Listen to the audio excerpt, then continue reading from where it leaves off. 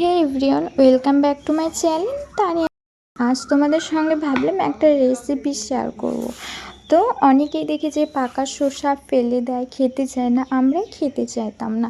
তো এই রেসিপিটা রান্না করে দেখবে বাড়িতে, অনেক মজা লাগে খেতে। তো চলো আজকে শসা ভাজাটাই করি। তো প্রথমে আমি এই সাইজের শসাগুলো কেটে নিয়েছি, ফ্রেশ জলে দুবার ধুয়েছি। তারপর এখানে লঙ্কা কুচি, পেঁয়াজ কুচি গরম করতে দিয়ে দিয়েছি। তারপরে শসাগুলো এবার দিয়ে দেব তেলে।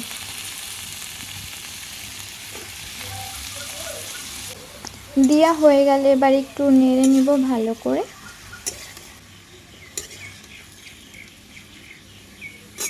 তারপরে দিয়ে দেব পরিমাণ মতো লবণ আর পরিমাণ মতো হলুদ গুঁড়ো। এই ভাজাতে বেশি কিছু অ্যাড করতে হয় না, জাস্ট এগুলো হলেই হবে। আর শসাতে জল দেওয়া যাবে না, কারণ শসাতে জল বেরোবে। তো এটা একটু নাড়াচাড়া করে নিয়ে ঢেকে রাখতে হবে, মাঝে মধ্যে নেড়ে নিতে হবে।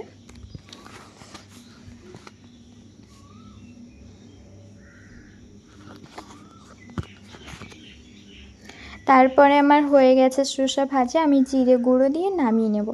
আর কেমন লাগলো নেক্সট রেসিপি, তোমরা কী চাও অবশ্যই কমেন্টে জানিও, আমি নিয়ে আসবো। তো ভালো লাগলে লাইক করো। আল্লাহ হাফিজ, বাই।